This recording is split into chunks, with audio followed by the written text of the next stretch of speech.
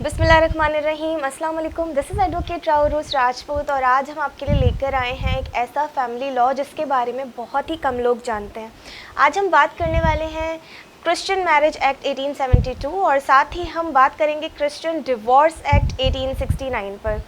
सबसे पहले हम बात करते हैं कि क्रिश्चियंस होते कौन हैं, इनका रिलीजन क्या होता है और ये किसको पूछते हैं। देखिए, क्रिश्चियनिटी जो है वो दुनिया में बहुत ज़्यादा तादाद में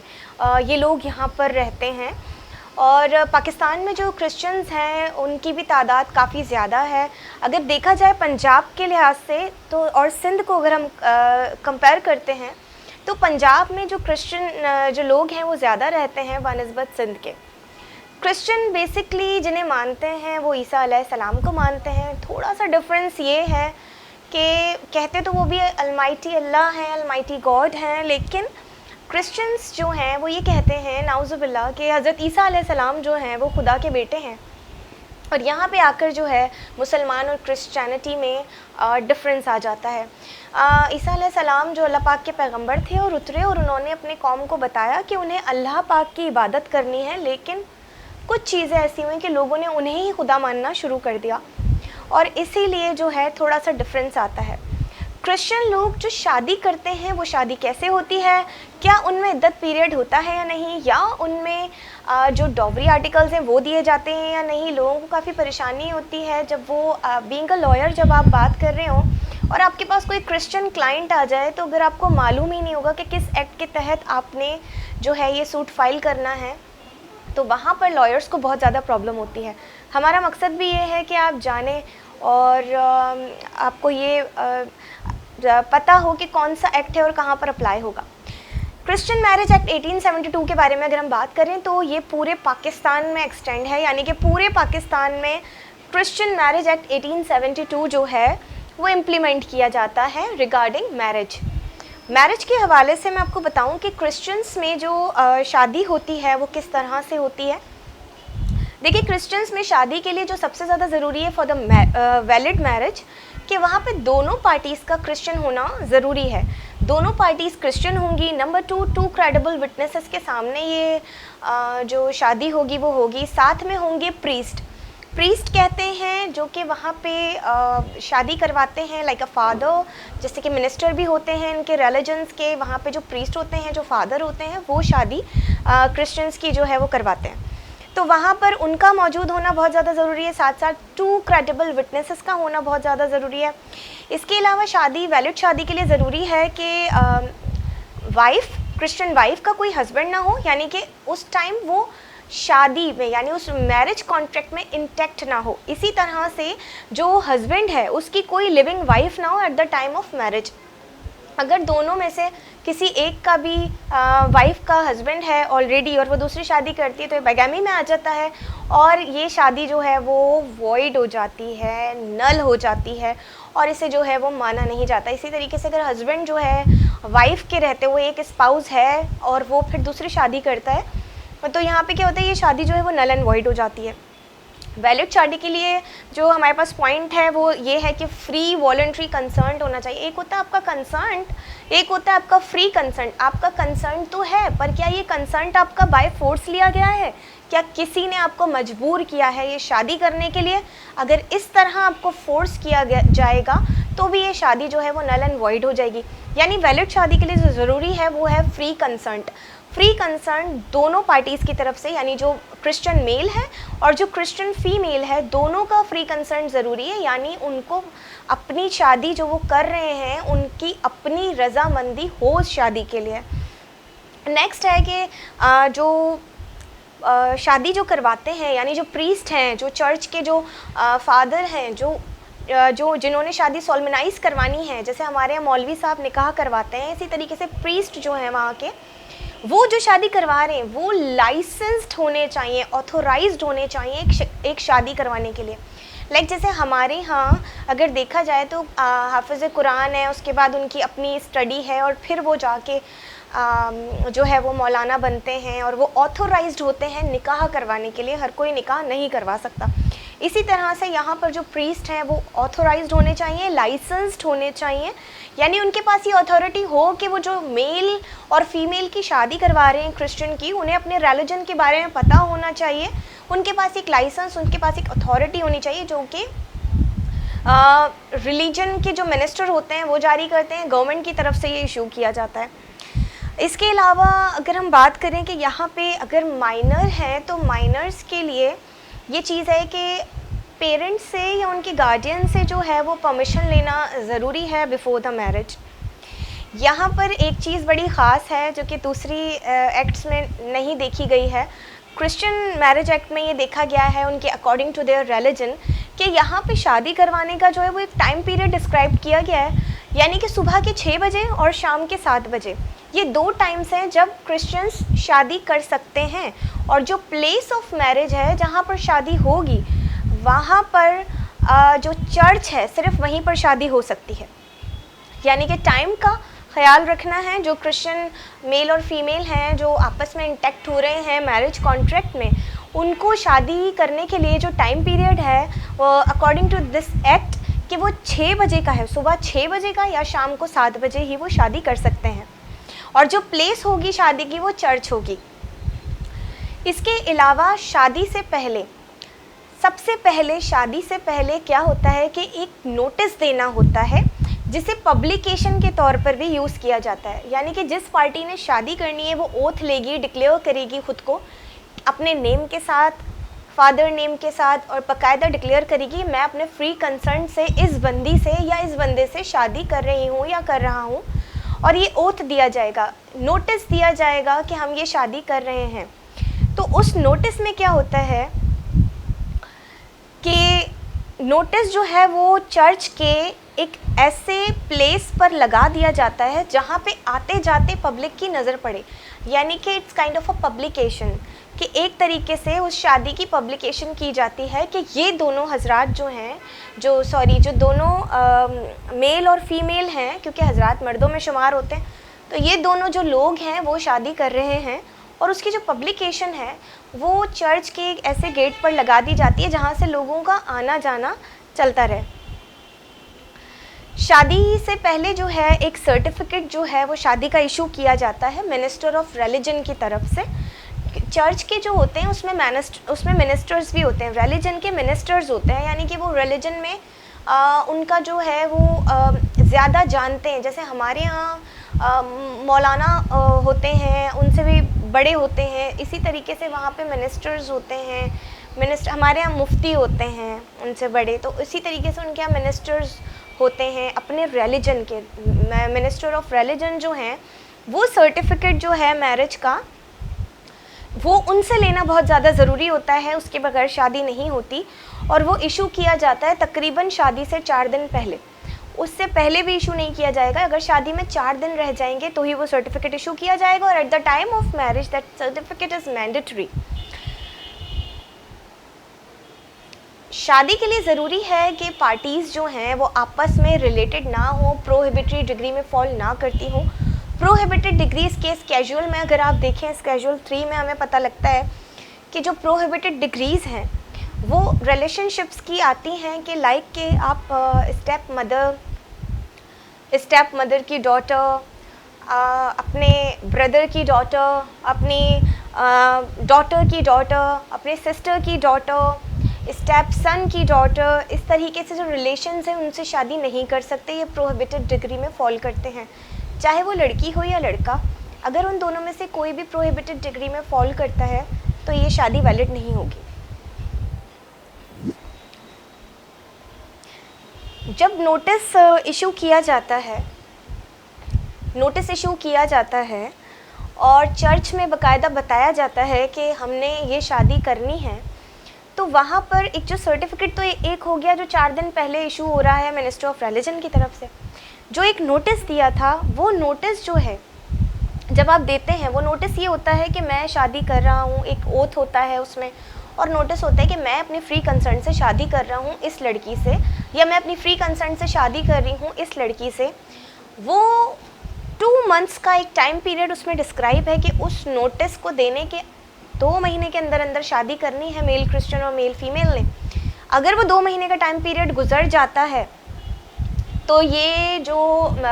नोटिस है ये वॉइड माना जाएगा, यानी कि फिर से एक फ्रेश नोटिस दिया जाएगा, फिर से एक सर्टिफिकेट बनेगा मिनिस्ट्री ऑफ रिलीजन की तरफ से, फिर उन्हें परमिशन मिलेगी और परमिशन मिलेगी फिर वही पब्लिकेशन होगी एंड देन फिर आप जो है वो शादी कर सकते हैं। तो 2 महीने का टाइम पीरियड यहाँ पे प्रिस्क्राइब्ड है कि 2 महीने के अंदर अंदर आप लोगों ने जो क्रिश्चियन मेल और फीमेल है उसको 2 महीने के अंदर अंदर जो है वो शादी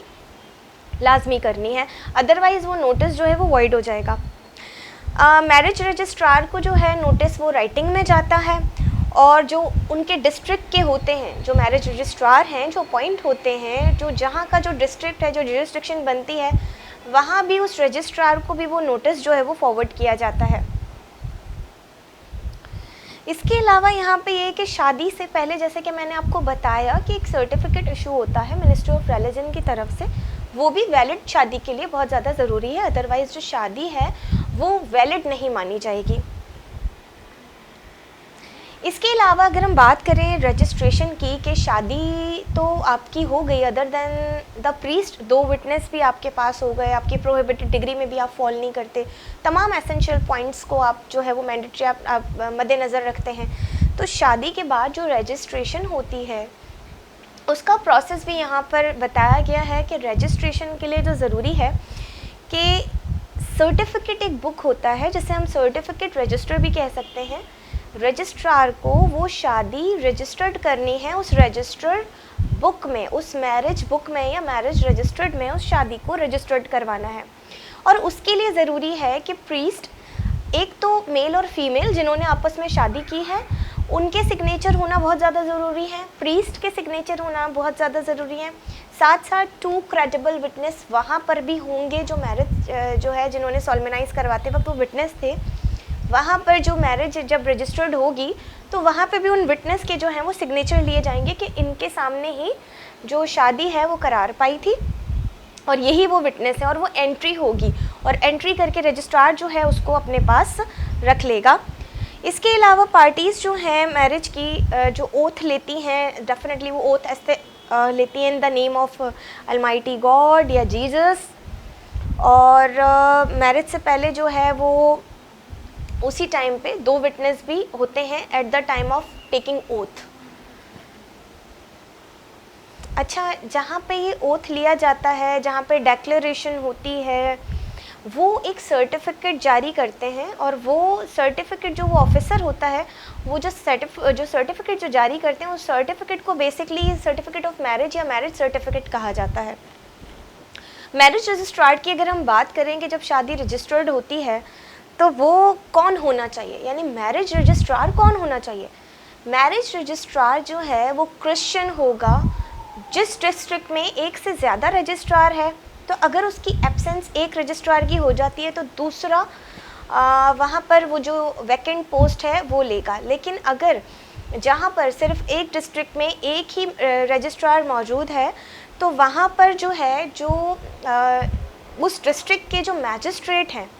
वो रजिस्ट्रार का रोल अदा करेंगे, यानी उस डिस्ट्रिक्ट के जो मैजिस्ट्रेट हैं वो रजिस्ट्रार का रोल प्ले करेंगे। अगर वहाँ पर वो सीट खाली है, ख्वाह वो सीट हो सकता है वैकेंट हो, अपॉइंटमेंट ना हुई हो सकता है कि रजिस्ट्रार जो है वो बीमार हो, आ ना सकते हो, कोई भी प्रॉब्लम की वजह से अगर एब्सेंस होती है या सीट वैकेंट होती है तो वहाँ पर जो मैजिस्ट्रेट हैं उस डिस्ट्रिक्ट के वो क्या रोल अदा करेंगे, वो रजिस्ट्रार का रोल अदा करेंगे। अच्छा, नोटिस के बारे में मैं आपसे बात कर रही थी कि मिनिस्टर जो हैं वो नोटिस जो हैं प्लेस करते हैं पब्लिकेशन के लिए, यानी कि एक एलानिया शादी होती है कि इन दोनों की शादी हो रही है। जो पब्लिक अगर वहाँ से गुजरती है जो भी, तो वो उस नोटिस को पढ़ते हैं कि इन 2 लोगों की शादी हो रही है। ये तो बात हो गई सिर्फ चर्च में शादी करने की। अगर चर्च में शादी की जा रही है तो सर्टिफिकेट होगा मिनिस्ट्री ऑफ रिलीजन से, साथ ही जो है वो नोटिस पीरियड के टाइमिंग्स दिए गए हैं, नोटिस करेंगे, वो पब्लिकेशन होगी। ये चर्च के लिए, अगर आपने चर्च में शादी करनी है तो ये वाला जो प्रोसीजर है वो अप्लाई होगा। लेकिन अगर आउट ऑफ चर्च शादी करें क्रिश्चियन मेल और फीमेल तो फिर वो कहाँ शादी करेंगे, उसका प्रोसीजर क्या होगा कि अगर उनकी प्राइवेट वेडिंग हो रही है, आउट ऑफ चर्च हो रही है, तो फिर उसका क्या प्रोसीजर है उसमें प्रोसीजर ये होता है कि मिनिस्टर को नोटिस करना होता है, उससे परमिशन लेनी होती है। मिनिस्टर जो है वो मैरिज रजिस्ट्रार को, जो उस डिस्ट्रिक्ट के हैं, वहाँ पर जो है वो नोटिस की को जो है वो सेंड करते हैं,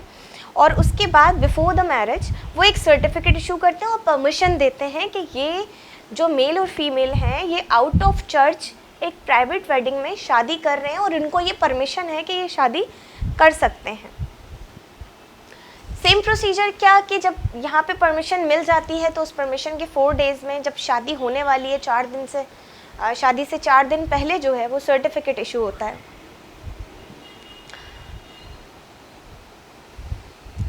माइनर्स का मैंने आपको बताया कि अगर माइनर्स हैं, क्रिश्चियन मेल, देखिए क्रिश्चियन की जो एज होनी चाहिए मेल की शादी करने की वो 21 ईयर्स है, और जो लड़की की एज होनी चाहिए क्रिश्चियन, जब मैं यहाँ पे बात कर रही हूँ मेल या फीमेल की, तो ऑब्वियसली ये क्रिश्चियन मेल और क्रिश्चियन फीमेल की ही बात हो रही है, क्योंकि हम क्रिश्चियनिटी को डिस्क्राइब कर रहे हैं, क्रिश्चियन लॉ को डिस्क्राइब कर रहे हैं। तो जो मेल है उसकी जो एज होनी चाहिए शादी की वो वैलिड जो है वो 21 साल है, और जो लड़की की एज है वो 18 साल है। लेकिन अगर वो माइनर हैं, लाइक अगर वो 16 ईयर्स का है लड़का और लड़की अंडर 14 ईयर्स है, तो उसमें जो परमिशन है वो उसकी गार्जियन से या उसके पेरेंट्स से, अगर उसके पेरेंट्स हैं तो उनसे परमिशन ली जाएगी शादी के लिए, अगर नहीं है तो वो कोई गार्डियन जो है उससे परमिशन ली जाएगी कि शादी करनी है, देन उसकी परमिशन के बगैर शादी वैलिड नहीं होती। ये हमने डिस्कस किया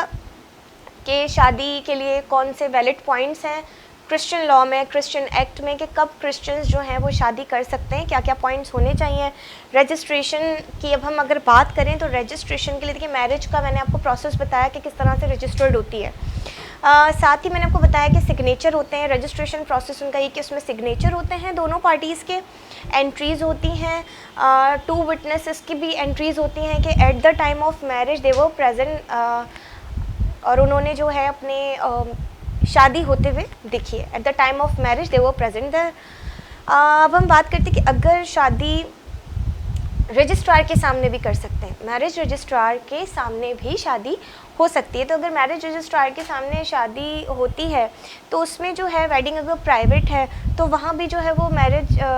जो रजिस्ट्रार है वो सर्टिफिकेट इशू करेगा, 2 मंथ्स का पीरियड होगा, उसके एक्सपायर होने से पहले पहले जो है वो शादी लाजमी हो जानी चाहिए। अगर 2 मंथ्स का जो टाइम पीरियड, जो गिवन टाइम पीरियड है, अगर वो गुजर जाता है तो जो नोटिस किया गया था, जो परमिशन ली गई थी शादी के लिए, वो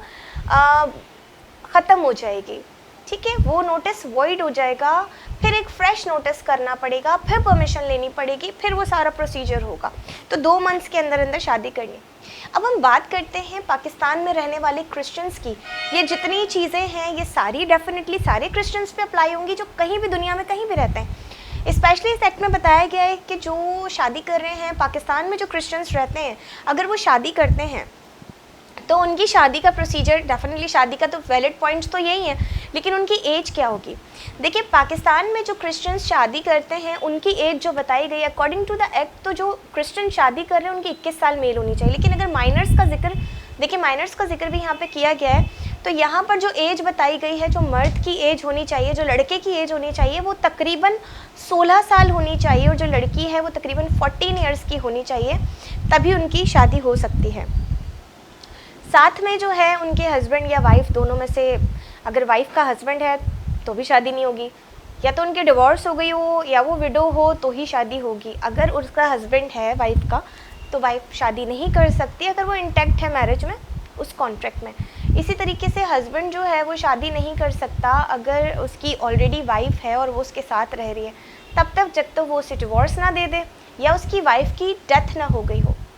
साथ ही जो है विटनेसेस, सेम वही प्रोसीजर है, विटनेसेस 2 क्रेडिबल विटनेसेस चाहिए, एंट्रीज़ होंगी।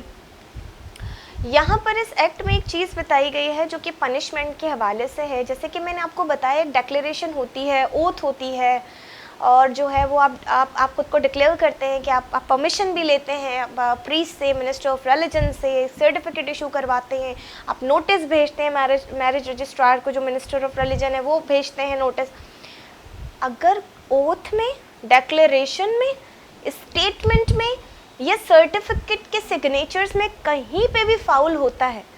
यानी कि फॉल्स स्टेटमेंट है, फॉल्स सिग्नेचर है, तो इसकी सज़ा रखी गई है, और इसकी सज़ा जो है वो under section 193 Pakistan penal code के तहत होगी, जिसमें 193 में जो पनिशमेंट बताई गई वो 3 इयर्स है विद फाइन और विद बोथ। वैसे तो इसमें विद फाइन लिखा गया है और फाइन, यानी कि सज़ा तो होगी साथ साथ फाइन भी हो सकती है। चर्च के बगैर जब हम शादी जब क्रिश्चियन हजरात करना चाहते हैं तो बहुत ज़्यादा ज़रूरी होता है कि वहाँ पे जो है वो परमिशन ली जाए, क्योंकि उनके यहाँ जो है चर्च में ही शादी होती है, प्लेस जो है वो चर्च ही है, और एक टाइमिंग्स भी डिस्क्राइब किए गए। लेकिन अगर वहाँ पर जो है आप आउट ऑफ अगर चर्च वेडिंग करते हैं तो वहाँ पे वो प्राइवेट सेरेमनी कहलाती है और उसकी भी आपको परमिशन लेनी होती है। अच्छा, इसके अलावा पर्सोनेशन की बात करें, कोई और है, कोई और बन गया, यानी दूल्हा कोई और था, नेम यूज़ करके वो कोई और है, यानी उसने एक शख्सियत चेंज कर ली, तो वहाँ पर भी जो है वो जो उसको सज़ा मिलेगी, वो जो उसके ऊपर जो सज़ा रखी जाएगी वो अंडर पाकिस्तान पीनल कोड होगी, ठीक है। जो प्रोसीजर चलेगा फिर वो CRPC का चलेगा, लेकिन जो पनिशमेंट है वो अंडर सेक्शन 205 PPC के तहत उसे दी जाएगी। अगर कोई प्रीस्ट जिसके पास अथॉरिटी नहीं है और without authority, without having a licence, अगर वो शादी सोलमेनाइज करवाता है प्रीस्ट, तो उसके लिए भी यहाँ पे सज़ा रखी गई है कि 10 साल की उसे सज़ा है और फाइन भी है। अगर विटनेसेस नहीं होते, 2 credible witnesses eight the time of marriage नहीं है, तो भी यहाँ पर 3 साल की सज़ा रखी गई है कि अगर आप विटनेसेस नहीं होते और एक प्रॉपर टाइम और विटनेस के बगैर अगर शादी होती है या उसमें कोई भी इस तरह का फ्रॉड होता है तो उनको भी जो है वो सज़ा रखी गई है। विदाउट नोटिस या टाइम पीरियड, अगर आप शादी माइनर से करते हैं तो इसकी भी सज़ा रखी गई है। माइनर मतलब 16 साल से भी कम उम्र, 12 साल, 11 साल, 10 साल, तो इसकी सज़ा है 3 साल विद फाइन। ये हमारा जो था वो क्रिश्चियन मैरिज एक्ट 1872 था। अब हम बात करेंगे, हमने शादी तो करवा दी, अब हम यहाँ पे थोड़ी सी बात कर लेते हैं कि Christian divorce act 1869, divorce act के मुताबिक जो हमारा जो एक्ट है वो क्रिश्चियंस का, उसमें जो डिवोर्स होगी वो किस तरीके से होगी हम आपको बताएंगे। सबसे पहले तो हम जुरिस्डिक्शन की बात कर लेते हैं। देखें, क्रिश्चियंस में कभी भी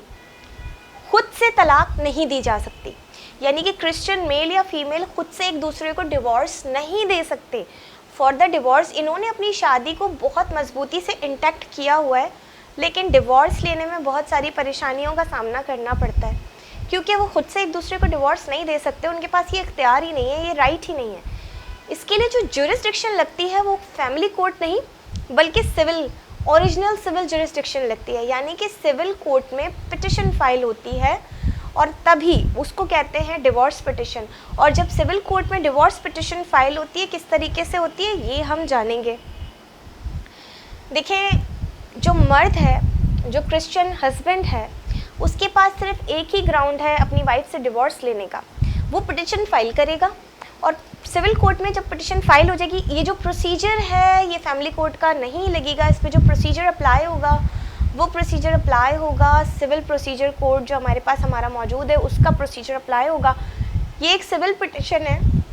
ये एक फैमिली सूट नहीं है। मैंने देखा था अभी जो है वो गलती की थी हमारे वकील साहब ने, तो उन्होंने क्या किया कि जो क्रिश्चियन डिवोर्स थी उन्होंने टोटली जो है वो जो मुस्लिम ख़वातीन जिस तरीके से डिवोर्स लेती हैं, जिस तरह मुस्लिम्स को डिवोर्स देते हैं, उन्होंने पूरा वही वाला प्रोसीजर अप्लाई किया हुआ था। ऐसा हरगिज़ नहीं होगा, इसका जो प्रोसीजर है वो टोटली डिफरेंट है, क्योंकि क्रिश्चियनिटी एक अलग रिलीजन है। तो जो उनका एक्ट है, इस एक्ट के तहत जो क्रिश्चियन डिवोर्स एक्ट है 1869, इसके तहत ही सारी चीज़ें चलेंगी। नंबर 1, जो क्रिश्चियन हस्बैंड अगर अपनी वाइफ को छोड़ना चाहता है, डिवोर्स देना चाहता है, तो उसके पास एक ही ग्राउंड है, वो ग्राउंड ये है कि उसकी जो वाइफ है वो एडल्ट्री करती है। एडल्ट्री हम जिना को लेते हैं, हम अगर उसकी वाइफ जिना करती है उस हस्बैंड के होते हुए किसी और मर्द के साथ, इसका मकसद है कि वो एडल्ट्री कर रही है। और अगर वो इसे ये नहीं कि सिर्फ कहना है, उसको इसे साबित भी करना होगा। अगर वो इसे साबित कर देता है तो क्रिश्चियन लॉ के मुताबिक जो है उसकी डिवोर्स उसकी वाइफ से हो जाएगी। मर्द के पास तो सिर्फ यही एक चीज़ थी, यही एक पॉइंट था, यही एक ग्राउंड था फॉर टेकिंग डिवोर्स, लेकिन वाइफ के पास बहुत सारे पॉइंट्स हैं, बहुत सारे ग्राउंड्स हैं डिवोर्स लेने के लिए। Number 1, adultery. अगर कोई भी हस्बैंड या वाइफ ये साबित कर देते हैं कि उसका हस्बैंड किसी और औरत के साथ जिना कर रहा है उसके होते हुए, या उसकी वाइफ किसी और मर्द के साथ जिना कर रही है उसके होते हुए, तो यहाँ पर डिवोर्स जो है वो हो जाती है और उसे प्रूफ देना पड़ता है, उसे साबित करना पड़ता है, तो ही डिवोर्स होगी। अगर साबित नहीं कर पाए तो ये डिवोर्स नहीं होगी। नंबर 2, एंसेस्ट्रल एडल्ट्री का यहाँ पे रखा गया है एक ऐसे रिश्ते के साथ जिना करना जिसकी आपस में शादी नहीं हो सकती। अगर ये साबित हो जाए, वाइफ ये साबित कर दे कि उसका हस्बैंड जो है प्रोहिबिटेड डिग्री के रिलेशन के साथ जो है वो एडल्ट्री परफॉर्म कर रहा है और वो इसे साबित कर दे, तो उसका जो है वो डिवोर्स वाइफ को जो है वो मिल जाएगी। नंबर 3 यहाँ पे बात की जा रही है कि देखिए जेंट्स में आपस में शादी नहीं हो सकती। इस पॉइंट को यहाँ पे क्लियर किया गया है कि अगर एक मर्द दूसरे मर्द से शादी करता है तो ये शादी भी नहीं हो सकती, और अगर उसकी वाइफ के रहते हुए वो किसी और के साथ अफेयर में है जेंट्स के साथ, तो वहाँ पे जो है प्रोसेस ये होगा कि वहाँ पे भी जो है वो ये डिवोर्स वो ले सकती है वाइफ, इस पॉइंट पर कि उसका हस्बैंड जो है वो किसी और मर्द में इन्वॉल्व है। सेकेंड हमारे पास आता है पाइगामी के बारे में कि एक मर्द अपनी वाइफ के होते हुए दूसरी औरत के साथ रिलेशनशिप में है और उसके बाद वो उससे जिना करता है और जिना के बाद उसी से शादी कर लेता है। एडल्ट्री विद मैरिज, यानी कि उसने अपनी वाइफ के रहते हुए किसी और औरत से जिना किया और उसी औरत से फिर शादी कर ली और वो इसको प्रूफ कर देती है वाइफ, तो इस बेसिस पर भी डिवोर्स हो सकती है। नेक्स्ट पॉइंट इसमें क्लियर किया गया है कि अगर 2 साल तक या दोनों का जो रिलेशन है वो आपस में नहीं है, दोनों 2 सालों तक अपने उस कॉन्जुगल राइट्स को परफॉर्म नहीं कर रहे हैं, तो उसके लिए फिर क्या होगा कि फिर भी जो लेडी है वो डिवोर्स ले सकती है। यहाँ पे एक और पॉइंट बताया गया कि अगर वाइफ साबित कर देती है कि उसके हस्बैंड ने कोई और रिलीजन अपना लिया है, या हस्बैंड साबित कर देता है कि उसकी वाइफ ने कोई और रिलीजन अपना लिया है, यानी अब वो क्रिश्चियंस नहीं रहे, तो भी ये डिवोर्स हो जाएगी। अगर वाइफ साबित कर दे कि उसके हस्बैंड ने किसी का रेप किया है, सोडोमी की है, तो भी ये डिवोर्स हो जाएगी। इन पॉइंट्स में से अगर कोई पॉइंट नहीं है तो डिवोर्स नहीं हो सकती। क्रूअल्टी की बिना पे डिवोर्स हो सकती है, लेकिन वाइफ ये नहीं कह सकती कि हस्बैंड मुझे खर्चा नहीं दे रहा तो मुझे डिवोर्स चाहिए। यहाँ पर इस एक्ट में या इसमें रिलीजन में ऐसा कहीं भी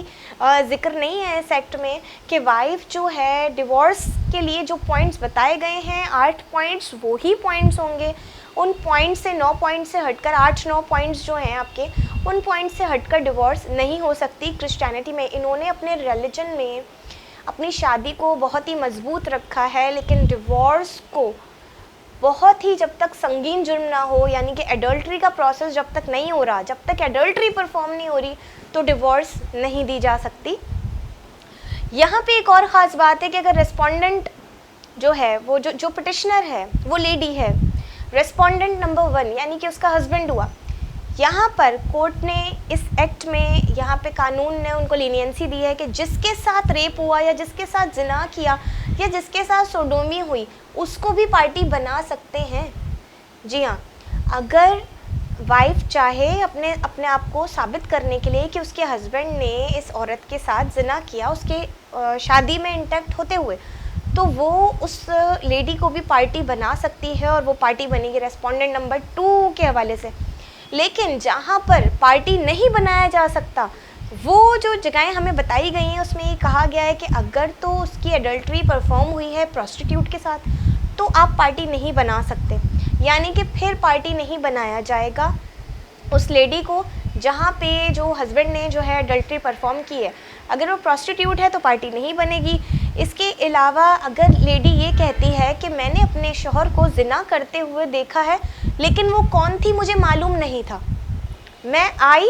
मैंने देखा पर मैं उसे जानती नहीं हूँ, तो यहाँ पर भी जो पार्टी है जिस लड़की के साथ एडल्ट्री हुई है वो नहीं बनेगी। नेक्स्ट हम बात करते हैं यहाँ पे नलिटी पे। देखें, डिक्री ऑफ नलिटी होता है कि अगर कोई बच्चा पैदा हो जाता है उस मैरिज में कि जिसके साथ उसका रिलेशन किसी और मर्द के साथ था, और अगर उससे कोई बच्चा पैदा हो जाता है तो उसकी जो स्टेटस होगा चाइल्ड स्टेटस वो कोर्ट ने बताया है कि वो बच्चा जो है वो लेजिटिमेट होगा, इलेजिटिमेट उसे नहीं माना जाएगा, वो उसी तरह प्रॉपर्टी में हकदार होगा जिस तरह एक जो है लेजिटिमेट जो बच्चा है वो होता है। फ्रॉडुली अगर आपका कंसर्ट लिया गया एक लेडी का या लेडी ने लिया है हस्बैंड का, तो यहाँ पे शादी वॉइड होगी, डिवोर्स नहीं होगी। यहाँ पे फ़र्क है डिवोर्स में और आपकी वॉइड और नलिटी में जो है वो पार्ट अदा किया जाएगा एलुमनी का। आई होप सो कि आपको ये लेक्चर अच्छा लगा होगा, समझ आया होगा। Thank you so much. अल्लाह हाफ़िज़।